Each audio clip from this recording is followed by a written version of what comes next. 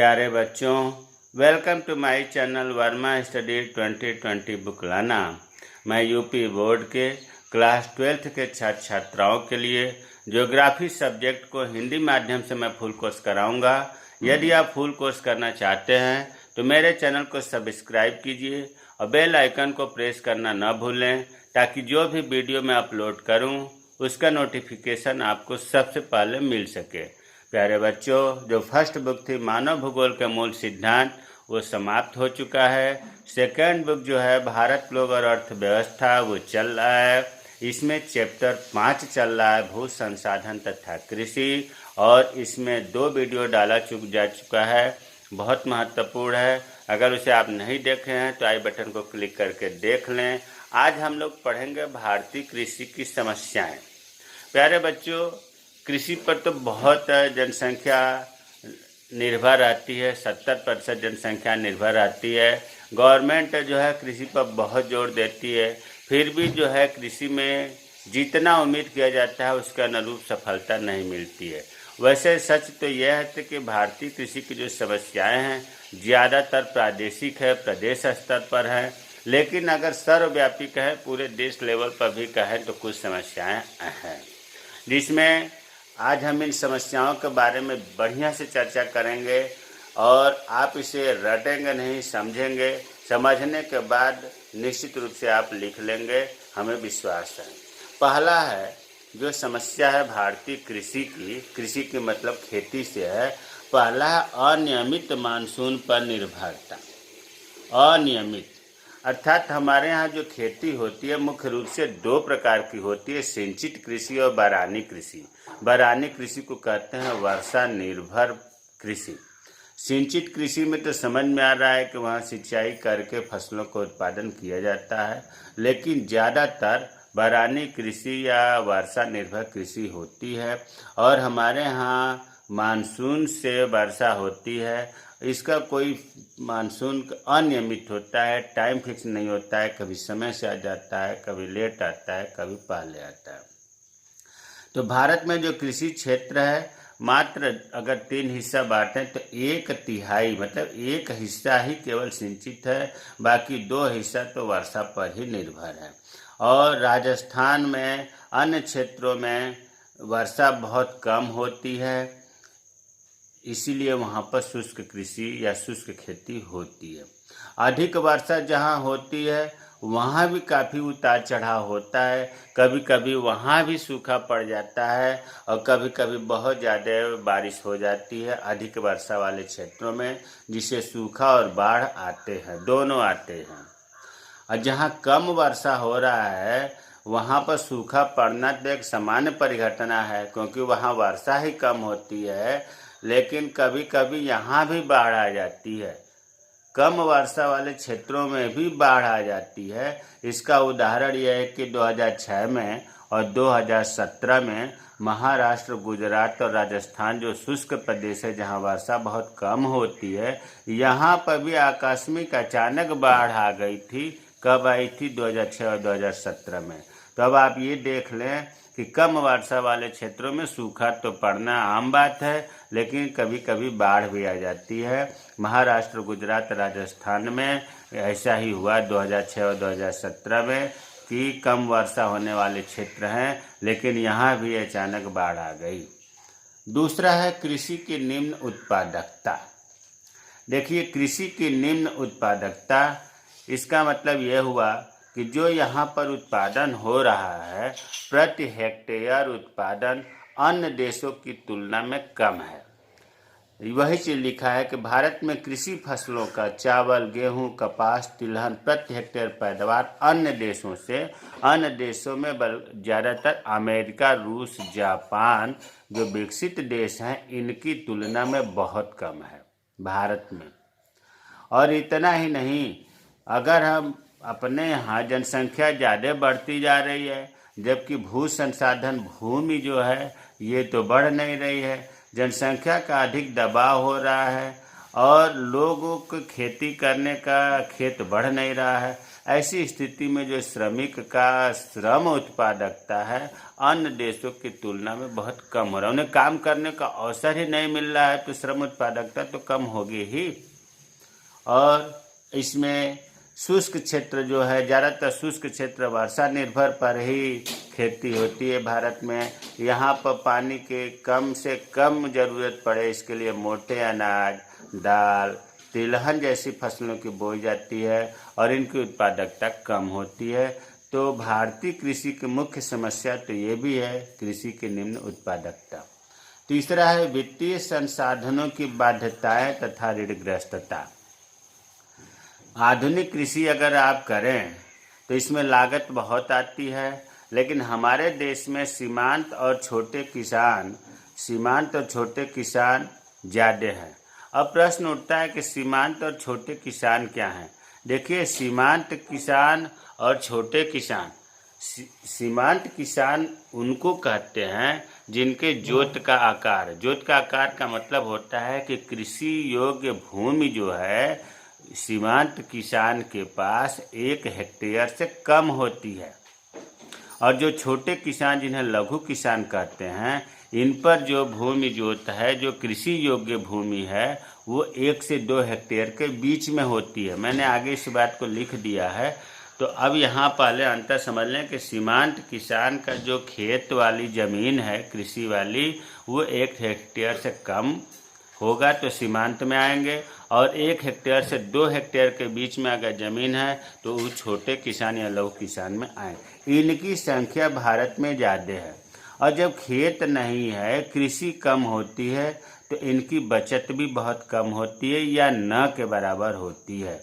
और उनके पास इतना पैसा नहीं रहता है कि आधुनिक खेती करें, सघन खेती करें। सघन खेती का मतलब होता है कि अधिक से अधिक फसलों को उगाना, एक वर्ष में कई फसलों को उगाना, एक फसल के कटने के पहले ही दूसरी फसल बो देना सघन खेती कहलाता है। तो जो छोटे किसान, सीमांत किसान हैं, सघन खेती करने में असमर्थ होते हैं। इन सब समस्याओं से उबरने के लिए क्या काम करता है किसान? विविध संस्थाओं में बैंक से, सरकार से लोन ले लेता है, गांव में महाजनों से ऋण ले लेता है, और खेती से कम आय होती है, बचत कम होती है, और ये किसान जो है, सीमांत किसान और छोटे किसान, ये कर्ज के जाल में फंसते जाते हैं, अर्थात वो हर समय ऋणग्रस्तता से दबा रहता है। चौथा है भूमि सुधारों की कमी। भूमि सुधार ऐसा टॉपिक है कि इसमें ज़्यादातर लोग गलती ये करते हैं कि भूमि सुधार का मतलब ये समझते हैं कि ज़मीन को उपजाऊपन बनाना, चूना, जिप्सम और अन्य प्रकार के भूमि को सुधारने वाले चीज़ों का उपयोग करना। नहीं प्यारे बच्चों, उसमें जो भूमि सुधार की बात आती है वो भूमि सुधार नहीं है। अगर मिट्टी को उपजाऊपन बनाया जाएगा, उसे कहा जाएगा कि कृषि की उर्वरापन, फर्टिलिटी को बढ़ाया जाना। भूमि सुधार तो एक प्रकार से आप समझ लो कि दूर दूर तक इसका रिश्ता जो है मिट्टी को उपजाऊपन से बढ़ाने से नहीं है, बल्कि असमान वितरण से है। भूमि जो है असमान वितरण है। कहने का मतलब यह है कि किसी के पास बहुत ज़्यादा ज़मीन है और किसी के पास बहुत कम है या नहीं है। और भारतीय किसान तो वैसे भी लंबे समय से, जब स्वतंत्रता मिली थी उससे 200 साल पहले जब अंग्रेज़ों का शासन था, उसी समय से भारतीय किसान शोषित के शिकार होते आ रहे हैं। अंग्रेजी शासन मतलब अंग्रेज़ों के शासन में 3 भू राजस्व प्रणालियाँ लगाई गई थी। एक था महलवाड़ी, दूसरा था रैयतवाड़ी और तीसरा था जमींदारी। इन तीनों के बारे में विधिवत बताने का मतलब है कि यहाँ वीडियो बहुत लंबा हो जाएगा, लेकिन मोटे तौर पर आप ये समझ लें कि महाल जो है ये गांव को कहते हैं, गांव के समूह को कहते हैं महाल। तो ग्राम समुदाय जो है उसे महाल कहते हैं। उस समय जो अंग्रेज थे, ग्राम समुदाय को उसमें गांव में जमींदार को रख दिए थे, और जहां जमींदार नहीं थे वहां पर उसी में से किसी एक या अधिक व्यक्ति को रख दिए थे। ये टैक्स असूलते थे, टैक्स असूल करके और सरकार को देते थे। इनका टैक्स जो है बहुत कई तरह का था। पहले था 80% ये टैक्स भरना था किसानों को। महलवाड़ी की बात कर रहा हूँ। महलवाड़ी में पहले 80% था, फिर घट करके 66% सब अंग्रेजों ने किया, फिर 50% किए। लेकिन ये जैसे 50% डलहौजी ने किया था। और ये महलवाड़ी जो है हाल्ट मैकेंजी थे 1822 में शुरू किए थे। तो खैर आप ये जानिए कि ये एक प्रकार का टैक्स था जो किसानों को देना था, उत्पादन हो या ना हो। उसी तरह से रैयत बाड़ी है। रैयत का अर्थ होता है किसान। यहाँ पर कोई ग्राम समुदाय या जमींदार नहीं था, किसानों को अपना टैक्स स्वयं देना था अंग्रेजों को। इसी को रैयतवाड़ी कहा जाता है। और टॉमस मुनरो ने पायलट प्रोजेक्ट जब उन्होंने शुरू किया था 1792 में, उस समय रैयतवाड़ी प्रथा लागू की गई थी। तो यहाँ भी टैक्स किसानों को देना पड़ता था। हाँ, उससे टैक्स कुछ कम था, किससे? महलवाड़ी से। इसमें जो है 30 से 33% शुरू में किए सब, फिर धीरे धीरे बढ़ाते बढ़ाते 50% टैक्स ने लगे। केवल शोषण होता था किसानों का। अब तीसरा जो जमींदारी है, जमींदारी तो पूछिए मत। जमींदार में जमींदार नियुक्त कर दिया थे अंग्रेजों ने। और ये जमींदार जो है 10/11 हिस्सा अंग्रेजों को देते थे। अगर 11 हिस्सा मतलब 11 कुंतल अगर अनाज हुआ है तो 10 कुंतल अंग्रेज ले लेते थे, और 1 कुंतल 1/11 भाग स्वयं किसान रखते थे। तो जमींदारी व्यवस्था तो ज़्यादा शोषण था, इसीलिए लोग कृषि करना छोड़ दिए थे। तो वही लिखा है कि जमींदारी में से जमींदारी प्रथा किसानों के लिए सबसे अधिक शोषणकारी रहा। लेकिन जब स्वतंत्रता प्राप्ति हुई तो भूमि सुधारों को प्राथमिकता दिया गया। अर्थात ये जमींदारी प्रथा को सरकार खत्म करना चाहती थी, लेकिन जमींदारी प्रथा राजनीतिक पकड़ इनकी थी। ये बहुत शक्तिशाली थे। राज्य सरकार इनके प्रति कड़ा कदम नहीं उठाई। राज्य सरकार की इच्छा शक्ति के कमजोर के कारण जो भूमि सुधार लागू हुआ था वो सफल नहीं हुआ। और दिन प्रतिदिन जो है इनके भूमि सुधार लागू जब नहीं हुआ तो दिन प्रतिदिन भूमि का असमान वितरण होता गया। मतलब जमींदार जमींदार ही होते गए और गरीब गरीब ही होते गए। पांचवा है छोटे छोटे खेत तथा विखंडित जोत। देखिए, छोटे खेत भारत में अभी इससे पहले भी मैंने बताया था कि सीमांत और छोटे किसानों की संख्या अधिक है। यहाँ मैं लिख दिया है कि लघु किसान क्या है। इन किसानों के पास कृषि योग्य भूमि, जिसे कृषि जोत का आकार कहते हैं, 1 हेक्टेयर से 2 हेक्टेयर के बीच होता है। 2010-11 के अनुसार भारत में किसानों की कुल जनसंख्या में 17.93% लघु किसान परिवार हैं। तो लघु किसान में 1 से 2 हेक्टेयर जमीन होगा। और भारत में जितने किसान हैं उन किसानों की जनसंख्या में 17.9% लघु किसान हैं। सीमांत किसान, इन किसानों के पास कृषि योग्य जो भूमि है वो 1 हेक्टेयर से कम होगा। और 2010-11 के अनुसार जो कुल किसान थे उसमें 67.04% की सीमांत किसान के परिवार थे। तो लघु किसान और सीमांत किसान याद हो जाएगा, इसीलिए मैंने ब्रैकेट में लिख दिया।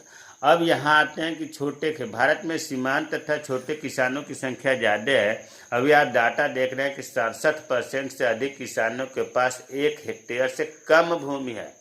और प्यारे बच्चों, इस 67% में 40% ऐसे किसान हैं जिन पर आधा हेक्टेयर से भी कम जमीन है। तो इन छोटे किसानों के छोटे छोटे किसानों जो हैं जिनका जोतों का आकार है ये छोटा तो है ही, और बढ़ती जनसंख्या के कारण और छोटा होता जा रहा है। इसके अलावा ये तो छोटा खेत अब आप समझ गए होंगे कि लघु किसान और सीमांत किसान के कारण छोटे छोटे खेत हैं। अगला है विखंडित जोत। हमारे यहाँ उत्तराधिकारी के रूप में जैसे पिताजी के मृत्यु के बाद उनके बेटों के नाम पर जमीन हो जाती है, और बेटों के नाम मान लो एक पिता के अगर 4 पुत्र हैं तो उस जमीन 4 जगह डिवाइड होगा। फिर उन पुत्रों का अगर 2-2 पुत्र हैं तो 8 जगह डिवाइड होगा। और ये जितने जगह खेत है वो छोटे हो तो होते ही हैं, ये विखंडित दूर दूर बिखरे हुए होते हैं। विखंडित मतलब एक जगह नहीं होते हैं, एक जगह होने के लिए चकबंदी होती है। लेकिन हमारे यहाँ तो कुछ ऐसे प्रदेश हैं भारत में कि वहाँ चकबंदी आज तक हुई ही नहीं, और जहाँ हुई भी है वहाँ पुनः चकबंदी की आवश्यकता है। तो ये विखंडित होते जाते हैं। विखंडित का मतलब बिखरे हुए खेत, और छोटे का मतलब आपने देख लिया कि छोटे भूजोत कृषि योग्य छोटे छोटे खेत, ये दोनों जो है आर्थिक दृष्टि से अलाभकारी है। छठा है वाणिज्यीकरण का अभाव।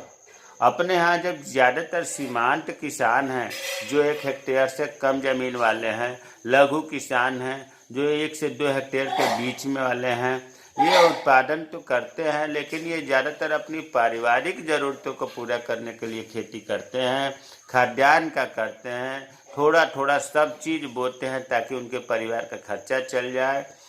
तो इस वजह से वाणिज्यीकरण का या कमर्शियलाइजेशन का अभाव होता है। लेकिन इसके बावजूद भी जो सिंचित क्षेत्र है वहाँ पर आधुनिकीकरण या वाणिज्यीकरण हो रहा है। सातवां है व्यापक अल्प रोजगारी। अल्प रोजगारी, बेरोजगारी नहीं, अल्प रोजगारी।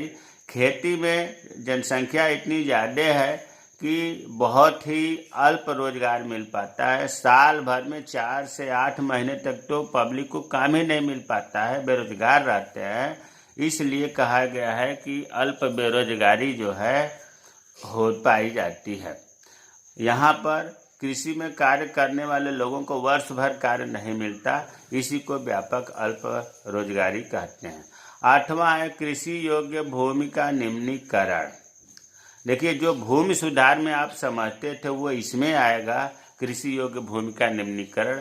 मतलब जो कृषि योग्य भूमि है उसकी गुणवत्ता, उसकी फर्टिलिटी, उसकी उर्वरापन कम होती जा रही है। ये बहुत बड़ी आर्थिक समस्या है। जितना पहले उत्पादन होता था अब उतना नहीं हो रहा है, या तो उससे ज़्यादा उर्वरक डाला जाए तब उतना होता है।